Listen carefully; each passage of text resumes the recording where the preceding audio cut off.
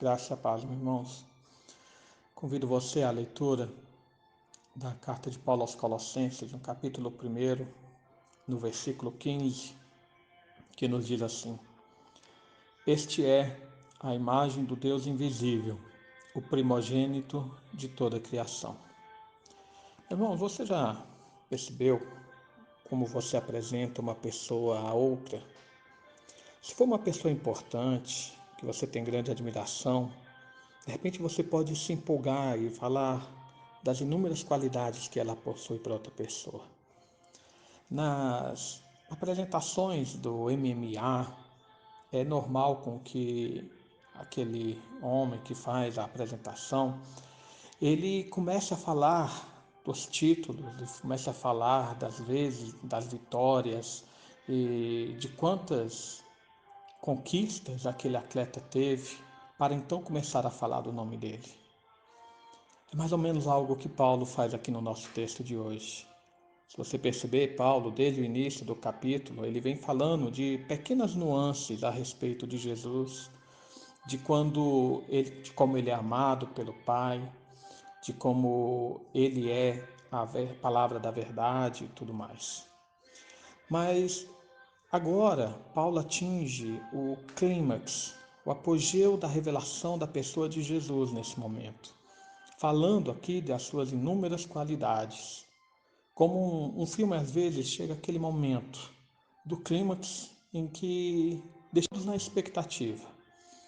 E Paulo aqui vai falar de apenas duas dessas qualidades de Jesus nessa nossa meditação de hoje. Veja que, primeiramente, Paulo diz que Jesus é a imagem do Deus invisível. Uma das grandes diferenças da religiosidade entre os gentios e dos judeus se referia a esse aspecto. Os deuses gregos, egípcios, romanos e todos os demais povos tinham a imagem dos seus deuses fundidas em barro, em madeira, em ferro, em ouro e etc. Mas os judeus adoravam aquele que era conhecido como Deus invisível. Olha que interessante quando você, por exemplo, olha o que Paulo fez lá no discurso em Atenas, no Areópago. No capítulo 17 de Atos, versículo 22 e 23, nos diz que Paulo, levantando-se no meio do Areópago, disse: Senhores atenienses, em tudo vos vejo acentuadamente religiosos, porque passando e observando os objetos do vosso culto, encontrei também um altar no qual está inscrito: ao Deus desconhecido. Pois este que adorais sem conhecer é precisamente aquele que vos anuncio. Então, o que Paulo coloca aqui, ali no Areópago, havia um Deus que para eles era invisível, era um Deus que para eles era desconhecido, mas que ele estava ali anunciando a ele. Então, como adorar um Deus que não tem imagem? Para os gregos era a grande dificuldade, para os gentios essa era a grande questão. Então Paulo destaca que Jesus ele veio revelar a imagem do Deus Pai, do Deus que era invisível. Mas é importante lembrar que, no princípio, o homem deveria ser essa imagem do Deus invisível. Quando Deus criou Adão, lá no início, em Gênesis capítulo 2, disse: façamos o homem à nossa imagem e semelhança. Claro que não era a imagem física, mas sim a revelação dos seus atributos. Mas Adão, ele desfigurou, ele perdeu a imagem de Deus quando ele caiu em pecado. Dessa forma, ninguém mais pôde ver a essência revelada de Deus. Por isso veio Jesus, como nos diz o apóstolo João no seu Evangelho, no capítulo 1, no versículo 18, nos fala assim: ninguém jamais viu a Deus. O Deus unigênito que está no seio do Pai é quem o revelou. O que o João está falando é que o que Adão perdeu a capacidade de revelar, Cristo Jesus o fez. Ele restaurou a imagem perdida de Deus no homem. A ideia no grego aqui nos fala de representação, nos fala de manifestação. De fato, é o desejo de todo cristão ver a Deus. Você lembra do desejo de Filipe, lá em João, no capítulo 14, no versículo 8 e versículo 9? Ali é o momento que Filipe ele chega a Jesus e fala: Senhor, mostra-nos o Pai, e isso nos basta. E então Jesus lhe disse: Filipe, há tanto tempo estou convosco que não me tens conhecido? Quem me vê a mim, vê o Pai. Como dizes tu, mostra-nos o Pai. Jesus, irmãos, é a revelação, é a representação, é a manifestação de toda a justiça, de toda a bondade, do poder e todos os atributos do próprio Pai. O autor ali do livro de Hebreus, também no capítulo 1, no versículo 3, confirma isso ao dizer que ele é o resplendor da glória, a expressão exata do seu ser, sustentando todas as coisas pela palavra do seu poder.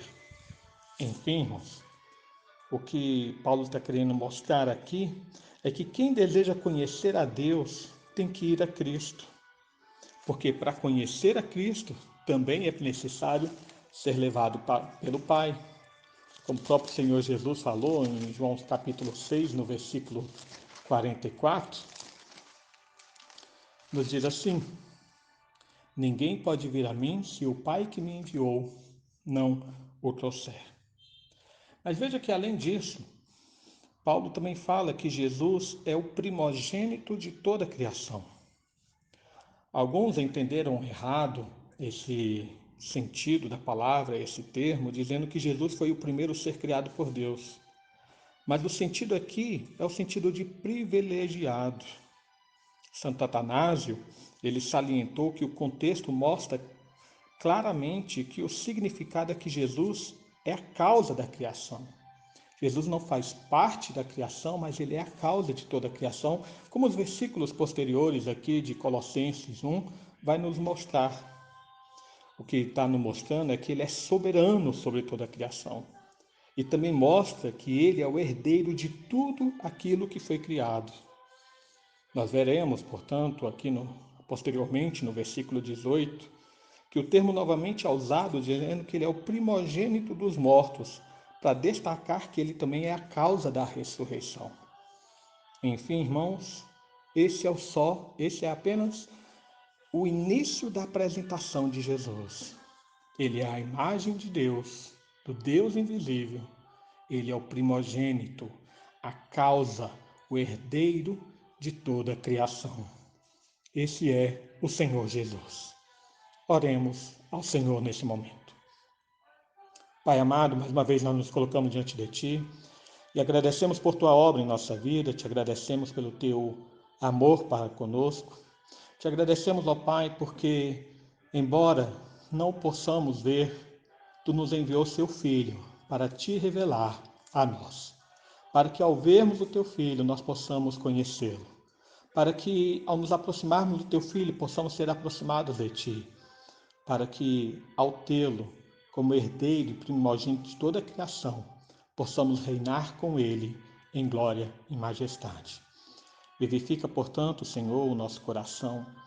Dá-nos, Senhor, o refletir também a imagem do Teu Filho, para que dessa forma possamos também refletir a Sua própria imagem, para que pela transformação do nosso ser, todos os Teus atributos também sejam visíveis em nós, toda a Tua bondade, Tua misericórdia e o Teu amor, que em Teus filhos seja renovado e restaurado. É o que nós desejamos, Pai, para o Teu louvor e para a Tua glória. Em nome de Jesus. Amém.